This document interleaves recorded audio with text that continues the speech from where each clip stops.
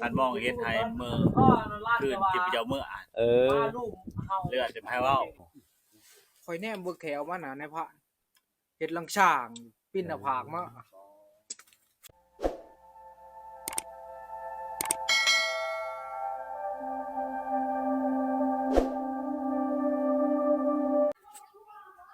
สบายดีทุกคนสบายดีตอนเช้าๆนะ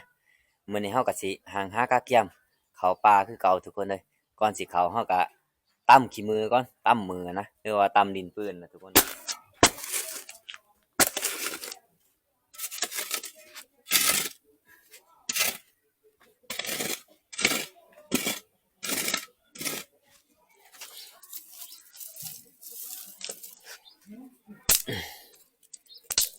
ตำบ่หลายตำจักชั่วโมงหนึงนี่แหละคือสิพอเลยแหละมือเฮาก็สิใช้บ่หลายหรอกเอาน้อยเดียวพอได้ไปยิงงวดนี่แหละเพราะว่าผ่านหม้องผ่านกับปู่เพิ่นก็ท่าอยู่เทิงผู้พุ่นทุกคน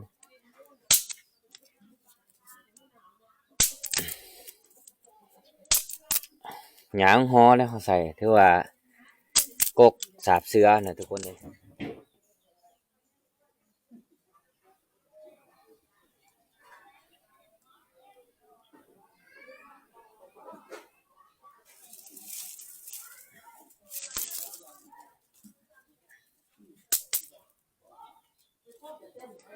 เต็มถอดติสากตัวมีซ้ายเห็นไหมสากตัวมีซ้ายหันต่ออยู่หลังตู้ผม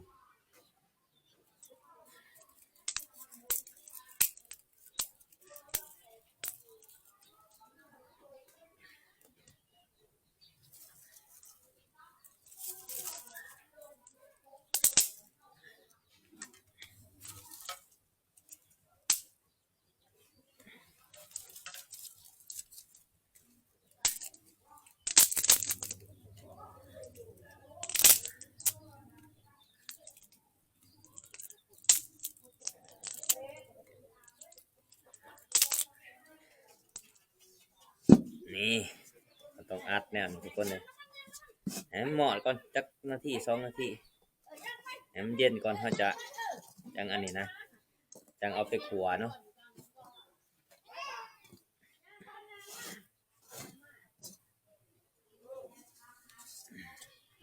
ไปยังหมดหมดเลย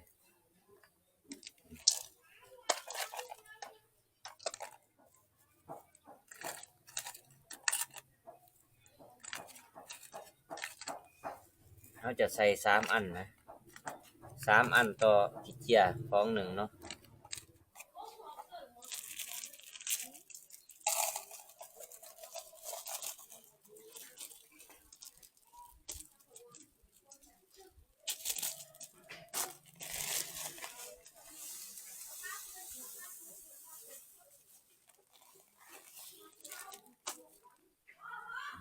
ของหนึ่งพอดี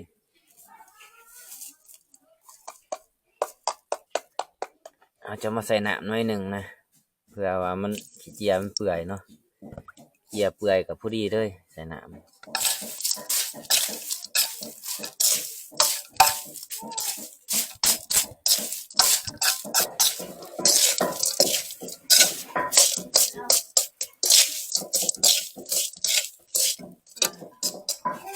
ข้าวขัวเพิ่งทำไรกับเพื่อข้าวตำแห้งอีดีข้าวขัวเพิ่งข้าวขัวบุเพิ่งหันจากบุแห้งต้องขัวมันนาน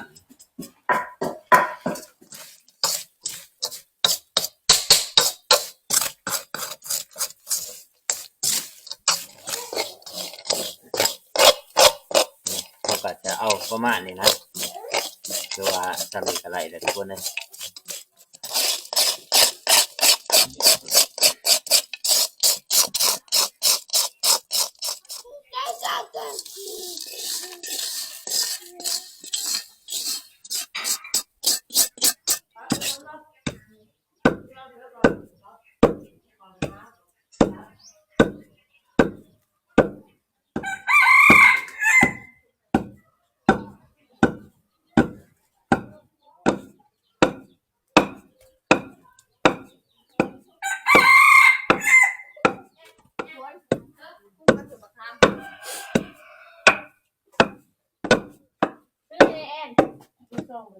ครั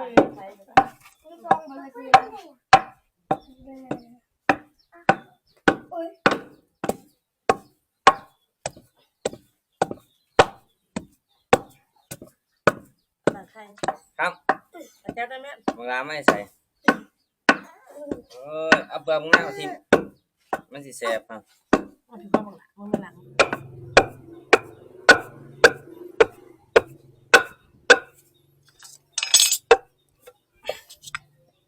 ร่างไก่สิไรทุกคนนะ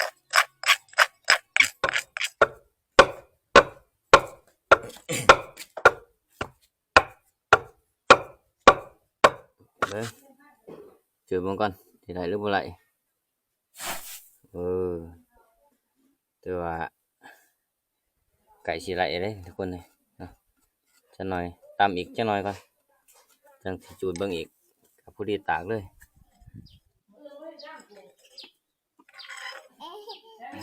นั่นแหละนี่ฮอนได้ทุกคนมันจังอันสบายเป็นเม็ดเลยเนาะมันก็เฮาหายก็สบายขามันมุนมันก็ยิ่งยากนะมันไปตันหูมันก็บ่อยากแตกปานใดมือแห้งนี่ก็เดินทางต่อเฮา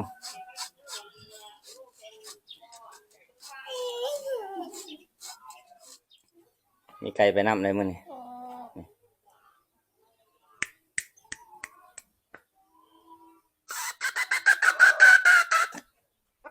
เอาไปโซ่มึงอีกก่อนยังถาเบาเฮียงอยู่ยังบ่ทันมาเบาเฮียงกับเบาสัญญาจะหน่อยทันมาทุกคนเลย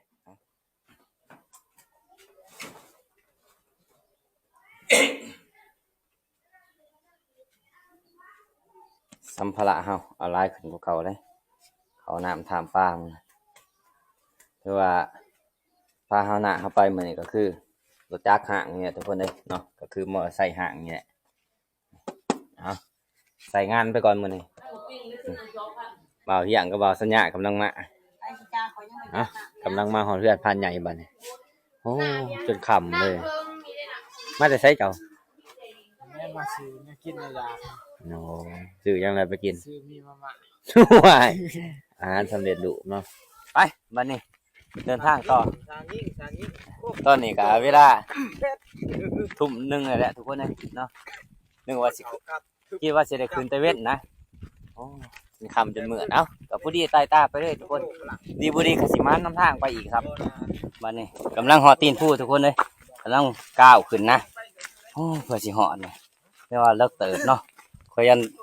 ช่องทุ่มมื้อนี้สิหอดหลังผู้ทุกคนเนาะไปมันเดินทางคำมื้อนี้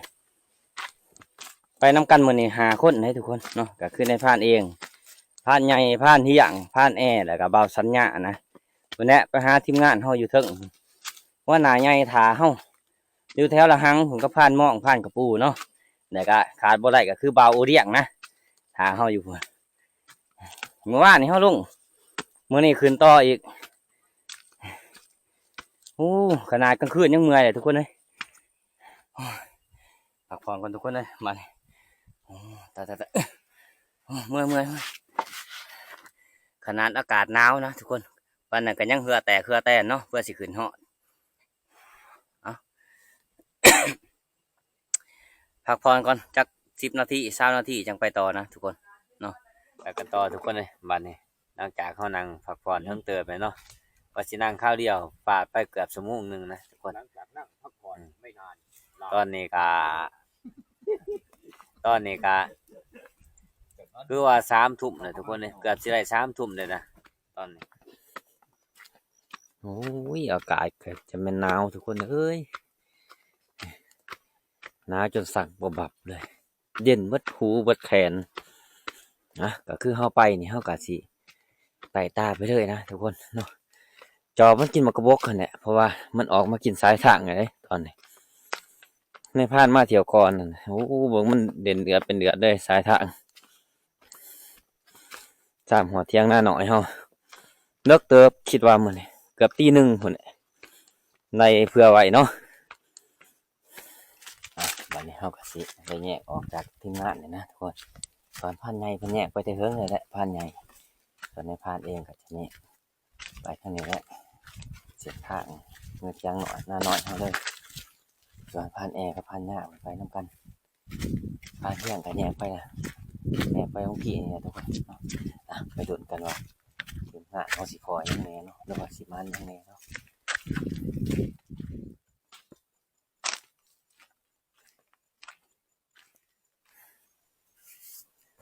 ว้าเจ็บบนบ่าทุกคนเลยคอยยางมะนะเครื่องนักดีนักข่าวสารทุกคนตอนนี้เขาก็ฮอดเที่ยงหน้าหน่อยเขาแหละทุกคนเลยยังเบาเหี่ยงเลยครับผ่านใหญ่เลยครับผ่านแอร์ครับเบาสัญญาเพิ่นยังบ่ทันมาฮอดนะส่วนในผ่านมาฮอดก่อนนะทุกคนเลยเพื่อสิมาฮอดโอ้นักอีดีรอทุกคนทีมงานหัวหน้าใหญ่เขาก็ยังบ่ทันมาซ้ำทุกคนเลยเพิ่นยังอยู่ละหังอยู่แก่งแก่นอนเพิ่นอยู่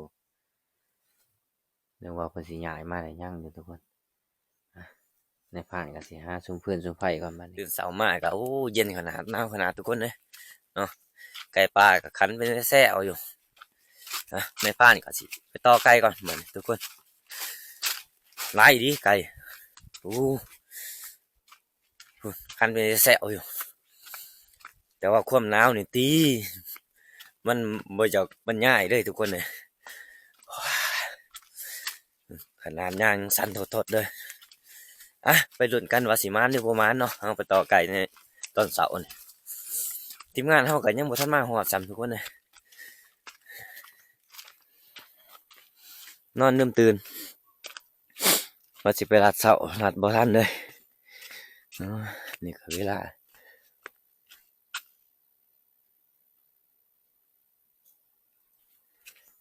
นี่ก็เวลา6 โมงปลายแล้วบ่จักทุกคนเลยเก็บปลากันอยู่นี่ทุกคนเลยนี่ในบ้านสิบต่ออยู่นี่อย่างนี้ก็มีแต่เก็บปลาตะกันเบิ่งติดต่อบางไก่นี่คือเราจะปักไปแต่พี่ทุกคนตัวนี้เราปักลัดมันนะนี่ปักลัดมันไหวตัวนี้วันนี้เราสิผูกไก่เรานี่ตัวหุ่มไก่เราปักไว้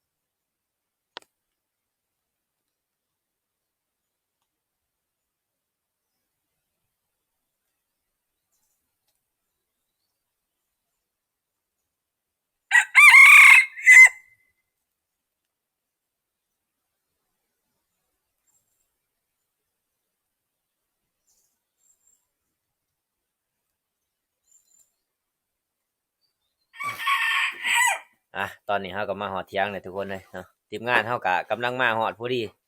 เนาะมาฮอดพร้อมกันเลยทุกคนเลยแต่บุญมีไผมานดอกมีแต่พานเที่ยงผู้เดียวเพิ่นมานไก่แต่ว่าเพิ่นบ่ได้ถือไก่แต่มานไก่ส่วนในพานเองไปต่อไก่ก็บ่ได้ไก่ ไก่คันหุ่มคางหุ่มแอวยังบ่ไหลทุกคนไก่แม่พานเที่ยงเพิ่นทับเอานะถือว่าใหญ่เติบทุกคนเลยออกมาหาในพานก็ซ้ำนี่แหละสิติ้งก็ติ้งบ่ไหลมันมาทั้งดังทุกคนเลย เพราะว่าในผ่านเป่ามือนะมันออกมาใส่ ฉะนั้นแล้วมันบ่ อ่ะล่อกินต้มไก่นะทุกคนหรือว่าก้อยไก่นั่นแหละ คือเก่าบ่ นี่มันก็บ่ค่อยคันปานใดนะมื้อนี้ไก่เฮามื้อนี้ ถ้าเอาแบบลงทงก็ได้ได้ ปกติมันจะคันเข้าไปอันนี้เพราะว่าไก่มันจากโรคแน่แหละทุกคนเลยเนาะปกติหันอยู่บ้านมันคันเด้อนี่ไก่พันธุ์หยะเพิ่นเอามาใหม่ได้นี่ไก่ใหม่พร้อมอีก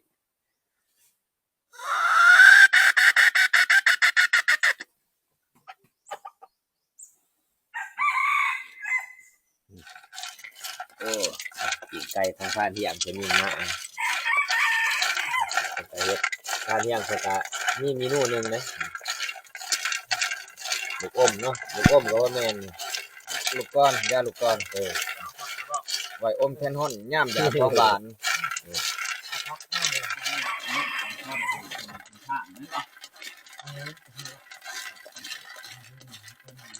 สองเนาะ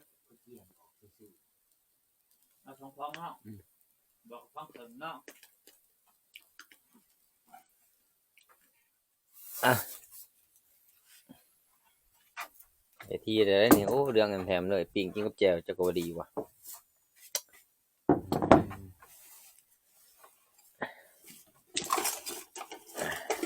ก่อยไก่กินไก่ปลาโมม่าล้อกมันแจ่วมัน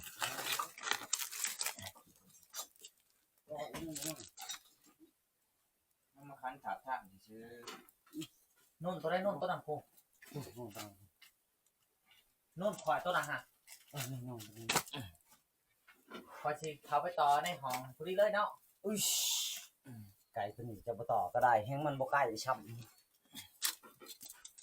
โอ้มีต้มได้ทุกคน โอ้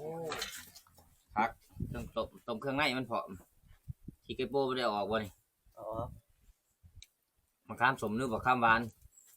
ชมพอดีชม บ่อย่ามาบักขามหวานอาจจะต้มเครื่องในมันนะนี่มีทั้งไตมีทั้งหัวมีทั้งใสมีทั้งพุงอยู่น้ำกันเบิดเลย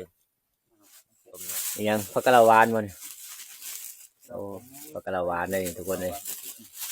โอ้ยกันคมมีเพื่อกินได้เลยกันคมส่วนเบาสัญญาเพิ่นกับบัวกินไก่ให้ทุกคนเลย เป็นกาก จะเป็นยังไงเป็นยังไงเจ้าคือบัวกินเป็ดกินไก่ ไก่ฮะ เออ บ่กินเพราะว่าเฮาอยู่ใกล้ โอ้ ก็คือพันท้องนี่พันใหญ่พันเหี้ยงนี่อยู่นำกันเขาเจ้าไปเขาเจ้าจะเอิ้นกันว่าไปเด้อขึ้นผู้มื้อนั้นมื้อนี้ โอ้ และเฮานี่ทั้งที่เฮาอยู่ใกล้บ่เจ้าส่วนอยู่กับว่าแม่นแต่มันคิดได้มันคิดว่าโอ้มื้อนั้นและมื้อนี้มื้อนี้และมื้อนั้น โอ้ นี่มันสิดน มันเป็นแนวนี้เนาะ มันเป็นแนวนี้มัน เขา บ่ได้ คือ หายกัน เขาคือว่าเจ้าบัวกินไก่มาแต่ยังน้อยเลยโมเมนต์เนาะ ไก่บ้านบ่ยัง โอ้ แต่ไก่ป่านี่บ่กิน โอ้เนี่ยน่ะ เพราะ เนาะ ว่ามันมีพิษสลีดมันแห้ง เออ นั่นแหละบ่กิน อันนี้เจ้าว่าของข้าใจเขาว่าสัญญาคือบ่กินไก่ว่ะบ่กินแต่ยังน้อยบ่คิดว่าคือว่าแหละทุกคนเลยบางคนก็เพิ่นถือเนาะนี่แหละเพิ่นว่าถ้าว่ามาร่วมกันนี่มาแต่บ้านอื่นบ้านใกล้นี่ก็ถ้าว่าไล่ไก่ป่านี่หรือว่าไก่ขัวหรือว่าเป็นเตาเป็นหยังนี่จะบ่ได้กินนํกันนะทุกคนบางคนนะเพิ่นถือเนาะ บ้านใหญ่เฮานี่อย่านอนเซ่อยู่เลย ไปนับไปหาบอกกันนะ แล้วมันบ่เคยพอ ซากใดบ่อันหกคม ได้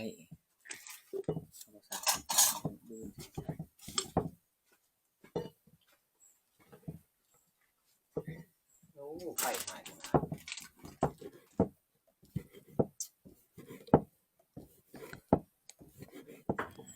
โอ้มันมาไกลแล้ว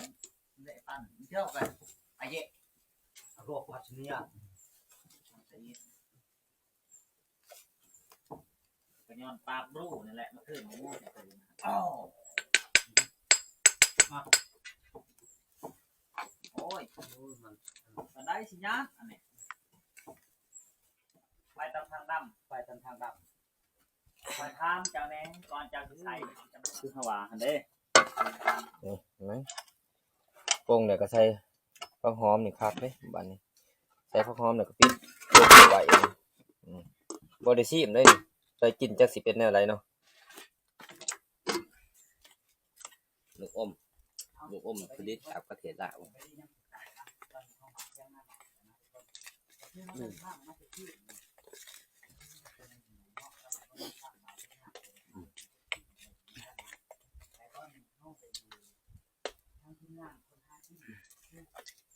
ใส่เผ็ดแล้วเนาะ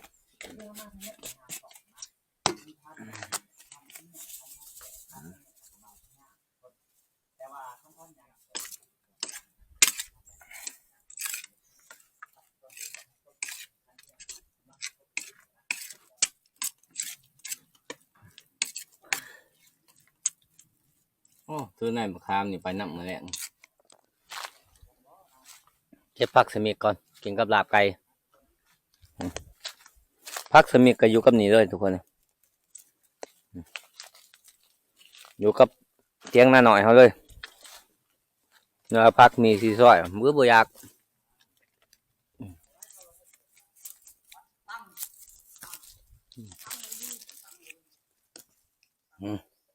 ได้เติบทั่วอิ่มซ้ำนี่ทั้งแก่ทั้งอ่อนร่วมกันเอาเบิ่งซิมเบิ่ง ว่ายังหอม ผู้เฮ็ดบ่ทันซิมมัน หัวผิดทางอันนี้ไปสมัคร ทีมงานเฮาแม่นบ่ทีมงานเฮา นั่นเห็นบ่มันใหญ่ คือเจียนักมากภายในหัวแม่งคนเฮาอยู่บ่อย่างพังอ่ะคือดังโคตรดังกอม ได้เนาะจะให้กินแล้วก็หน้าปรับแล้วเนาะ เออก็อย่านั่งจอบอยู่นี่บ่จัก ดมกินอายพร้อมแบบมากเลยแม่เอาคนเดียวได้ เฮ็ดกับเขาวแล้วพาดใหญ่ก็มาพอดีบัดนี้หน่อยโตครัวเลยนะพาด คิวกินขาล่ะหิวแล้วมันนี่ เขาเบิ่งคือเจียนักแท้เจียมึงเบ้อบ่ สารกับสาร ว้ายบ่ได้กินเขาวนำกันเด้อบาดนี้เอาต้มไปก่อนบัดนี้ แบะเนาะไอ้เนาะ จะเอาผักกะเหราเด้อสิเอาต้มหน่อยพริกพาดใหญ่พริกโอ้ย ได้เข้าเอาข้ามว่าตัวนี้เขาจะปิดไปนับแบบโบราณ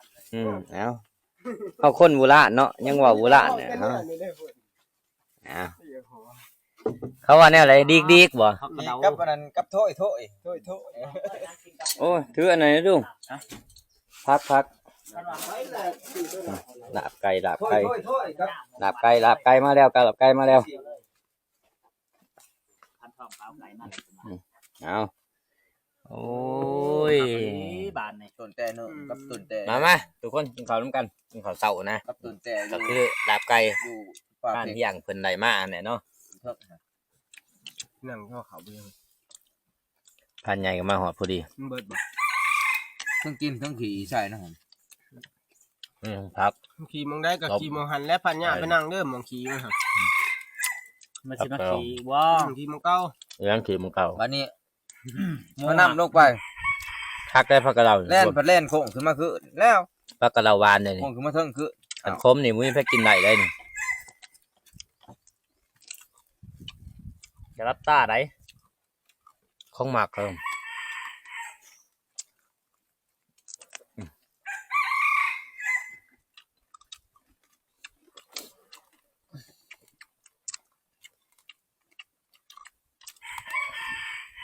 เอาสิเบิ่งซี่หน้าคนบ่กินไก่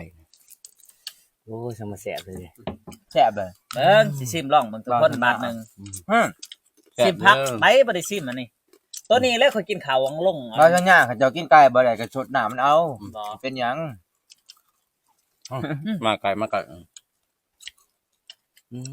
ไผว่าเฮ็ดคือแสบแต่ว่า ทันทีมาที่ไปของอันเด้อของชัดห้อง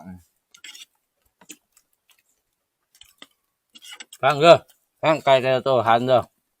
หันเด้อขอยสิทางเสยฟัง เสียงต่างกันบ่ บ่ต่างกันเลยเว้ยก็ไก่คนละตัว ฟังไก่ขอยสิหันไก่ขอว่ามึงมาโลกเขามึงยันถือตีนไก่ขอว่าเนี่ย ไก่จัง มันได้สิมาใช่มั้ย ฟังนี่โลดซูเอ้ยมานี่พ่อ เจ้าของอยู่นี่ว่าคันมานี่บึ้มว่าแม่ เนี่ยไก่ขอให้มันเห็นบ่มาโลกมึงยันถือตีน โอ้ ไก่ปลาเพิ่นหึนแห้งเพิ่นปื้อมาโลดมึงบ่ตีกูมาครึ่งให้กันครับแต่กล้วยมาเกิง เจ้าเฮ็ดเชียบ่ ว่าบัดนี้ มาก กล้วยไปกล้วยมาแล้วก็ห่วยเสร็จมุนบรรทับหมอเพิ่น เข้ามาแปะ แยกกันบ่พอยังบ่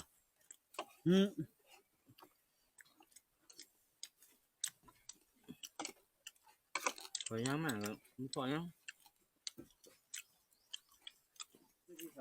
กินข้าวกินน้ำแล้วเฮาก็รอท่าทีมงานเฮาอีกทุกคนเด้ทีมงานเฮาก็ยังบ่ทันมาแต่ละหังพุ่นนะก็คือหัวหน้าทีมเนี่ยก็ผ่านม่องผ่านกับปู่นั่นแหละขาดบ่ได้ก็คือเบาเรียงเนาะทีมงานเฮาก็มาฮอดแล้วทุกคนเลยเป็นจังได๋เดินทาง ท่านมองเฮ็ดให้มือคืนที่เจ้ามืออ่านเลือดจะให้เว้า พ่อบ่ ย้ายไปเลย ท่านเนาะ ท่านเจ้าว่าไปทางไหนบ้านออกมาไปนำมือบ่ท่าน มาที่สิได้ครบบ่ไปยืน จังว่าจะได้แล้วประมาณยังบ่ โอ้มาฮอดจนตี 1คืนนี่ตี 2 มาเมื่อคืนนี่เนาะ เพิ่นมาอยู่หลังผู้หัน2 ทุ่ม โอ้ เพิ่นสิย่างฮอดโอ้ต้องแต่งมาเลย คืนนี่บ่ก็ไปใต้ตาก็ไปพ่อคนบ้านดานหน่อยครับเห็นคือเจ้าเลาะซะแล้วก็กลับมานอนอีกบ่ได้ไปคืนนี่ เอา แป๊บเดียว บ่มีหยังกินเลยนี่ ได้ป่า พูด นี่ บ่ได้กิน ป้า ได้ไก่ตัวหนึงก็เลยอันนี้เบิดน่ะ เอ้ยบ้านบุคคลใดบุคคลเลยเด้อ ไถ ยางมาสิทักเรียบร้อยตัว ว่า บ้านนี่ฮะนี่ เอามากินติ นั่นแหละ เอ้ยเบาเลี้ยง ดูชัก กินฮอดเบาเลี้ยงเจาะๆอยู่นี่กำลังมาเหาะ ให้อยู่ จากในผ่านเมื่อหันทีมงานเฮาก็มานี่ได้ทุกคนบอกเวอร์เนาะใหญ่ได้ปานใดใหญ่เติบบ่จังโลประมาณ20ไปโลเนาะงานเราอันนี้แมงยาวแมงสิง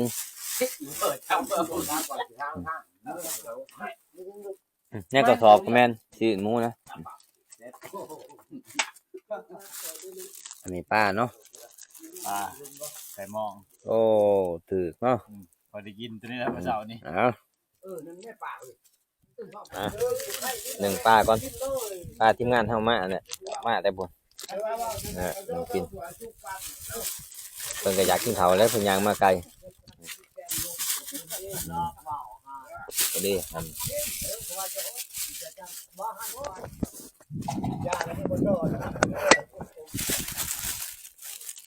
เราต้องถวายก็ดูว่าเอ้าคือมีคร่ำเด้อสมมุติว่าไก่มาสิเที่ยวเราพูดเพิ่นบ่กินโอ้โหเลยสิป้าจักได้ป่าก็เป็นป่าเขาเองเด้อ ว่าแล้วหนูเพิ่นกินเพิ่นอยากสร้างมานี่ฮะสุกแล้วทุกคนเลยปงก่อนมานี่ปงสนายหุ้ยนี่หนังปลาเฮา กินฮอดแม่อ่ะโอ้ จังได๋ได้ยินข่าวว่าเห็นบ่แขวโขง โอ้ยเหลือซะ ลมแล่น นมแล่นแขวมันเหยาวบ่นี่พัด ๆเงาๆคันจะจับนี่มีแต่อยากจับตัวใหญ่ มันได้จังบ่ ข่อยแนมเบิกแขวมาน่ะในพระเฮ็ดลังช่างปิ้นหน้าผากมา มันจำตัวอยู่ใน TikTok ตัว ตัวตอนนั้นตัว พอยัน เนาะ ตัวก็เฮ็ดในอันนั้นนะในคลิปที่ว่าอันนั้นน่ะที่ว่ามียันน่ะนั่งทั้งหลังหั่นเนาะ ตาแดงๆนั่งทั้งหลัง ชิมบ้า พวกตีบ่ย่านั่งอะตัวน้อยหันปกเปกตัวใหญ่มันอยู่ต่างหมู่ตัวน้อยแตกบึ้นตัวใหญ่ ย่างมา ยังก็เด้อไอเลี้ยงเด้อไอเลี้ยง เพียงหัวเข่ามันติด แสดงว่า หมูใหญ่ มันบ่ถึกลูกมันเข้าบ่ถึงลูกเนาะ แค่มันถอนเนี่ย ขาก็สิถึงในพานขา ถาม มั ว่าน แปลว่ามันบ่ แต่ว่ามันบ่เข้าหัวลูกมัน กับแก้ม หนังมันหนากว่านี่หนังก็อย่ามี2นิ้วครึ่ง2นิ้วโลดหนังนี่ แค่นี้มันห่อบอกนี่โลนี่แค่นี้ อันนั้นคงมันมาเชิงหนาบ่แม่นสิไก่นี่ป้านคอน ตัวใหญ่ซื่อมันบ่ได้ใหญ่ได้หัว แม่น จังซี่จะยิ่งบ่ได้ถือ บ่แม่นสิจะเลี้ยงหมู่มาหมู่กันปิ้นหน้าผากใส่ อ ยกขึ้นก็ตั้มโลด ตกต่ำเนี่ยคือตีดีกว่าเนาะ มันย่านเด้อ มาเลย มาทุกคนกินข้าวเพลนำกันนี่ ตั้งโพดติ หนึ่งป้าที่ทีมงานเฮาเอามานะ เก็บเนาะจ้าง ไปเอือบพันว่องบ่เอือบนี่ป้า จะบอกคุย โอ้ยหุยเอ้ากินคำใหญ่ๆเด้อพันว่องเด้อ เบิ่งออกมา อย่ากินได้ป้าไปกินศีลหมูมื้ออื่นนี่ กินกะเพราก่อนบัดนี้ ย กินกาแฟได้ก็สิออกลัดต่อนะทุกคนลัดแดงหั่นแหละเนาะ คลิปโตก็จริงมาเฮาก็ลงมาก็ยัง15,000ได้เงิน20เหรียญซื้อ ไปมื้อนี้ทุกคนหลังจากเฮากินข้าวกินน้ำแล้วกินกาแฟแล้วเดินทางต่อบัดนี้หาลัดแดงนะทุกคนตอนนี้ก็เวลา2:00 นปลายแล้ว2:30 นเนาะก็เฮาสิไปกลางเว้นเฮากะไปหาเลาะเบิ่งทำเลมันกินหั่นแหละไม่ว่าหนึ่งมาเฮาก็ไปหาเลาะเบิ่งต้นบักไห้นำนะนั่นแต่ว่ามีบักไห้สุกหรือว่าบักไห้อันนกหนูปูปีกินเฮาก็พอได้ไปนั่งพกนะทุกคนไปมื้อนี้ออกงานคนเดียวทุกคนเลยเนาะแยกกันไปยามนี้ก็ไม่ต้องขอบอะไรทุกคนเลย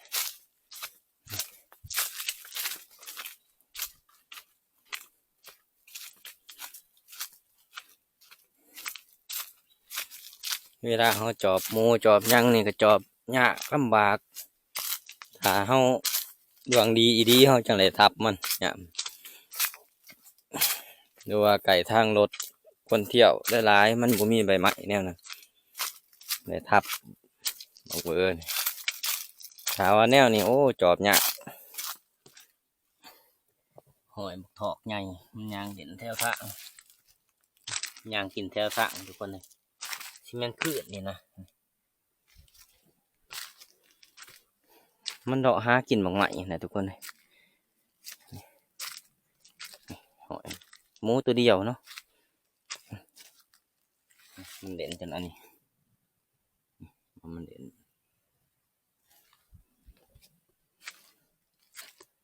เอากระสีย่างหาก็บางใหม่เนี่ยถ้ามีก็ให้นี่มันจะเขากินเลยนะเพราะว่าปีที่แล้วในผ่านค่ะทับไหลอยู่ต้นให้แถวๆนี่แหละทุกคนเลยเนาะอย่างทางเลยได้ทุกคนมันนับมาตั้งแต่ไกลๆประมาณกิโลนึงเพียงแต่หอยอย่างทางมันกินน้ำแต่น้ำทางนะมันดอกหากินบางใหม่นะทุกคนใหญ่เลยคิดว่าบุกถอกใหญ่เลย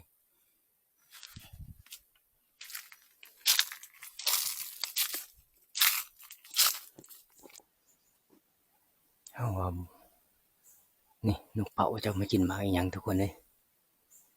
ห้องไปได้แซวอย่างนี้ในต้นอันนี้ในต้นนี้มีเขาต้นโอ้โหมันกินมาอย่างเนาะตายดีทุกคน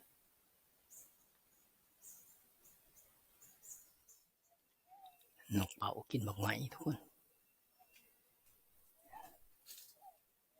จะกินมาอย่างเขาก็ยังมันหูเนาะนี่เป็นเหมือนเบิ้ลเลย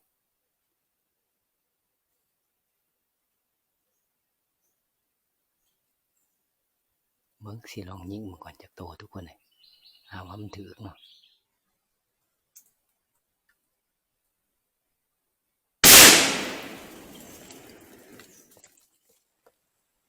ถือไปทุกคนนี่เหม็นเสียลงไปในมือโอ้เจ็บปวดหน้าลายดีประมาณ40-50 โตพุ่นทุกคนเลยโอ้จะมากินมาอย่างลายดีตัวมันถือกระบังมันบินเสียลงมานี่ทุกคนเลยหมูเห็นสับนี่บินเสียลงมาแทนจากมันสิไปเงาะอยู่มองไหนเนาะจากมันสิไปตกมองไหนมันสงสัยถือบกคักนะทุกคนเพราะว่าในผ่านยิ่งสั้นขึ้น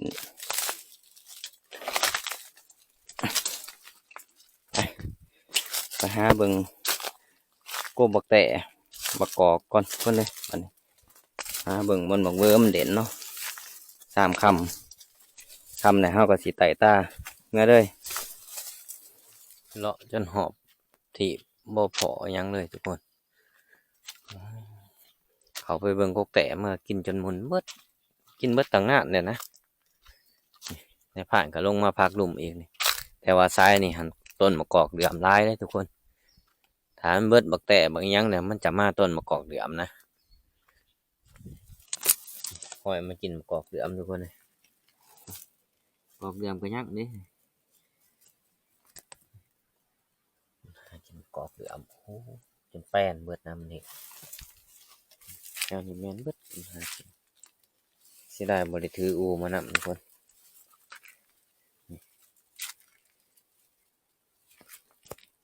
ถ้าถืออูมานับนี่โอ้ปลูกนี่คักเลย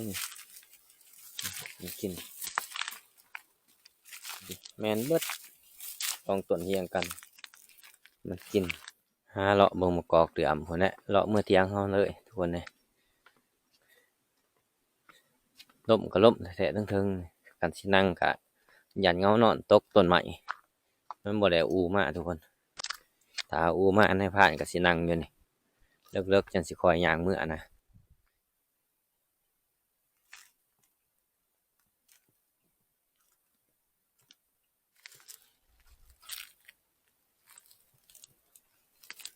ขนาดแคมทางมันกินกันจนเบิดทุกคนเอ้ยจะหอยมันกินโอ้ตกเปลือกตัวนี้เนี่ยทุกคนนานๆไปมันอาจจะมากินอีกนะทุกคนนี่โอ้โหมันกินจนหมุนเบิดนี่แป้นโมแป้นเนี่ยโอ้ขันมาพร้อมกินอยู่ในมีสิทธิ์ไหลแล้วนะทุกคนเลยเพราะว่าตามเส้นทางเลยมันก็บ่ค่อยลังปานใดมีแต่หอยหมูตอนนี้เฮากลับมาหอถาบเฮาทุกคนเลยเนาะไปกับบ่พอหยังโอ้พอแต่ห้อยหั่นแหละจักได้ว่ายิงนกเป่าตัวหนึงก็บ่ถือคั่นแหละจักมันถือจังได๋เห็นแต่บินเสียลงทีมงานเฮาก็นึ่งข้าวถาเกือบขวบมื้อนึง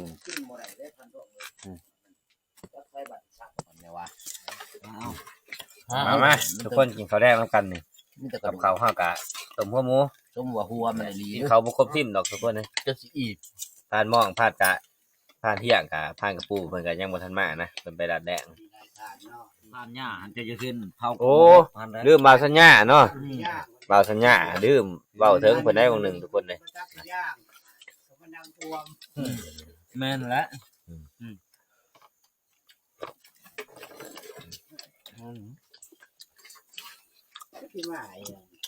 มื้ออื่นก็มาเก็บน้ำมันนั่นเนาะน้ำยางพาราแล้วเนาะ ผู้แรกไปปลากระโซนผู้แรกไป แถวเลี้ยงไปน้ำเราก็ได้หัวจักตัก แล้วผู้ให้นั่น ขันเอาเมียบ้านคำตู้เฮ็ดจะได้ฉันเอาบ่สิห้าให้ เลยได้ย่อ ยังอร่อย ยังรอดนอด โอ้เห็นเบียกเก่งขนาดนกกาไปเดินคืนใจหน้า โอ้คักไปเด้อ ให้จะเฮ็ดกอกใหญ่ เออ ๆให้มันเออ เฮ็ดเนี้ยก่อน ยาบ่ดิก็ตายงอนยาเมาดิ อยู่ยานยาเมาอีก เอ้ย เชื่อไปเลยสิ ต้น มา กระบะนั่นกอกให้โอ้